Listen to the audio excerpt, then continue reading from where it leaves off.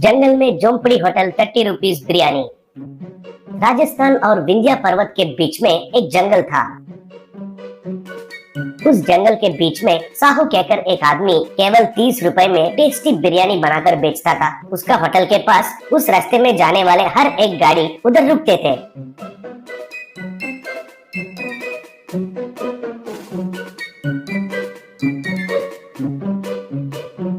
और forest department वाले भी उस होटल में आकर रुकते थे। साहू उस होटल को चलाने के लिए उस गांव से होटल के लिए 100 किलोमीटर की दूरी अप एंड डाउन करता था। एक दिन साहू का बिरयानी होटल में रॉकी और मिथुन कहकर दो दोस्त आए थे। वे लोग साहू का दिया हुआ बिरयानी खाए।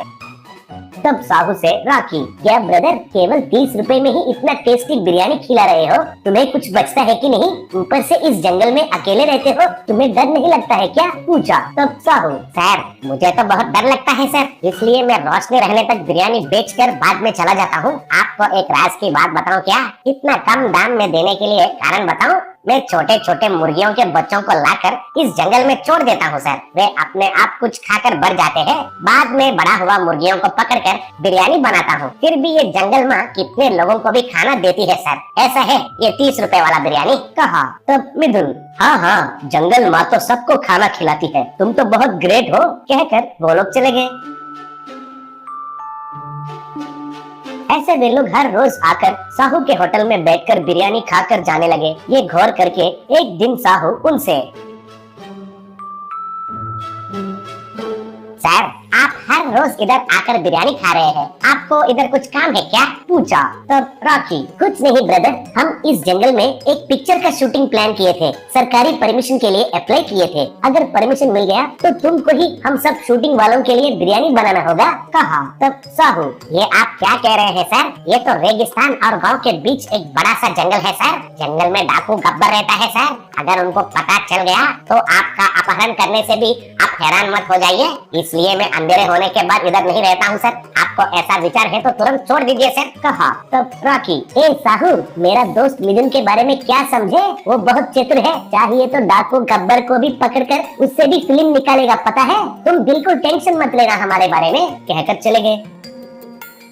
बाद में साहू जल्दी जल्दी उसका होटल को बंद करके उसका बाइक पर बहुत देर तक जंगल के अंदर जाकर उधर एक पहाड़ के गुफे में जाकर उधर डाकू गब्बर और उसका गैंग से मिलकर राखी वालों के बारे में बताया। ये सब सुनकर गब्बर, बड़ी अच्छी बात बताए है रे साहू, आने दो उन लोगों को, मेरे से ही पिक्चर निकालेंगे, एक खेल खेलता हूँ उनसे, कह रहा था। तभी पुलिस आकर गब्बर को और उसका गैंग को घेर लिए। तब साहू से राखी, अरे साहू बहुत थैंक्स तुम्हें और तुम्हारा 30 रुपए वाला बिरयानी के लिए। तुमको एक बात पता है, तुम्हारा ये 30 रुपए वाला बिरयानी पर मुझे शक हुआ है, इसलिए रेकी किया। शूटिंग के नाम पर इधर के पेड़ों पर कैमरास लगाए थे। तुम तो पहले अटेम्प्ट में ही इस गब्बर के पास आए हो और वो पकड़ा गया। कहा। तब गब्बर उनके खिलाफ वार करने के लिए कोशिश किया, लेकिन पुलिस उनके ऊपर फायरिंग करके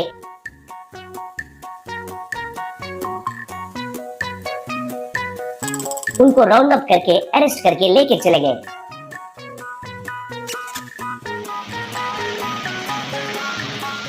पनिशमेंट फायर वॉक। कुंदल नाम का एक गांव है। उस गांव में एक नियम है। उस गांव में अगर कोई चोरी करके पकड़ा गया तो उन्हें जलते हुए कोयले पर चलाते थे। गांव का प्रेसिडेंट पहलवान धीरू सिंह गांव का गर्व था। सबको उससे डर भी था, कोई उसके खिलाफ नहीं जाता था। उस गांव में एक बार जित्तू बद्री नाम के 2 चोर आए। वे गांव भर में घूमकर हर घर पर गौर किए। फिर वे जब गांव के सेंटर पर गए तो वहां धीरू सिंह कुछ चोर को जलते हुए कोयले पर चला रहा था। तब चोर, बाप रे बाप, बचाओ बचाओ, पैर जल रहे हैं, पैर जल रहे हैं, फिर कभी चोरी नहीं करेंगे, फिर चोरी नहीं करेंगे, यूं पुकार रहे थे। वो देखकर जित्तू, देखो इस अन्याय को रोको, ऐसे इंसान को आग पर चलाना बंद करो, तुरंत बंद करो, अगर उसे कुछ हो गया तो किसकी जिम्मेदारी है? यूं कहा। तब धीरू सिंह, अरे उन कमीनों की शिक्षा बंद करो। फिर जित्तू को पकड़कर कोयले पर धक्का मारा। तब जित्तू उन कोयले पर कूदते हुए प्रेसिडेंट को डांटते हुए बाहर आया। फिर से धीरू सिंह उसे कोयले में ढकेल दिया। जित्तू फिर जोर जोर से रोते हुए कोयले पर जलते पैर के साथ आया।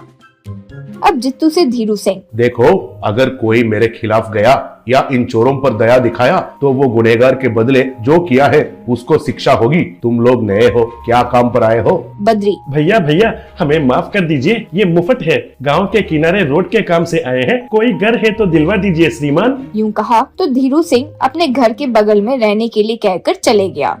अब जित्तू से बद्री, अरे जित्तू, ये तो बहुत बड़ा संख्या इंसान दिखता है रे, दूसरा गांव देख लेते हैं। तब जित्तू, कहाँ जाएंगे रे? वो धीरू सिंह को इसी कोयले पर नहीं चलाऊं तब तक मैं चुप नहीं बैठूंगा रे। पहले उसके घर के बगल में जाते हैं, चलो, फिर देखते हैं उसे कैसे सबक सिखाया जाए। यूं कहा।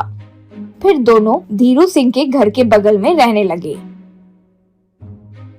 फिर उसके बेटे तेजा से दोस्ती करके उसे भी काम काज से रोककर बिगाड़ कर उसके साथ जुआ खेलने लगे।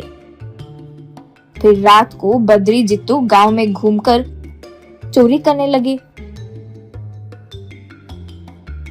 कुछ दिन ऐसे ही बीतने के बाद जित्तू अपने अंगूठियों को तेजा को गिफ्ट में दिया। उसके अगले दिन सेंटर में जाकर जित्तू, आओ भाई आओ, जलते हुए कोयले को तैयार करो। मुझे प्रेसिडेंट का बेटा तेजा पर शक है कि उसने मेरे चीजें चुराए हैं। बुलाओ उन बाप बेटे दोनों को। यूं कहा और जित्तू का ऐसे पंचायत बिठाने की खबर प्रेसिडेंट और उसके बेटे को पता चली तो वे भी पंचायत के पास आ गए। अब दोनों को देखकर जित्तू, मारो इस दोनों बाप बेटे को आग में चलाओ। यूं कहा तब गांव वाले हंसने लगे। वो देखकर जित्तू, अरे क्यों ऐसे पागल जैसे हंस रहे हो? इस गांव का नाम कुंडल छोड़कर पागलपुरा रख लो। यूं कहा तो गांव की एक औरत, रे पागल कहीं के, हमारे प्रेसिडेंट घर के बगल में रहने के लिए कहे तो उसका मतलब क्या है जानते हो? तुम्हारे ऊपर उसे शक है, बड़े चोर है, आप सब इन पर नजर रखना, यूं हमें पहले ही कह चुके थे, समझे? एक और बात, ये पूरा गाँव हमारे प्रेसिडेंट के दादाजी का है, ये सारे घर उन्होंने ही हमें दान में दिए हैं, उन्हें चोरी करने की क्या जरूरत है? वैसे तुम दोनों मिलकर हमारे घर में चोरी करते हुए हमने कब का देख लिया था, इन्हें बताया भी, कहकर वो बद्री जित्तू दोनों को कोयले पर धक्का मारी। दोनों बाप रे बाप, मर गए, जल गए रे, जल गए। ऐसे पुकारने लगे। फिर कुछ देर बाद बाहर आने के बाद जित्तू से बद्री, मैंने तो पहले ही कहा कि इस गांव में कुछ गड़बड़ है, देखो तुम्हारे वजह से मेरे पैर जल गए हैं रे, कहकर उसे खूब मारा।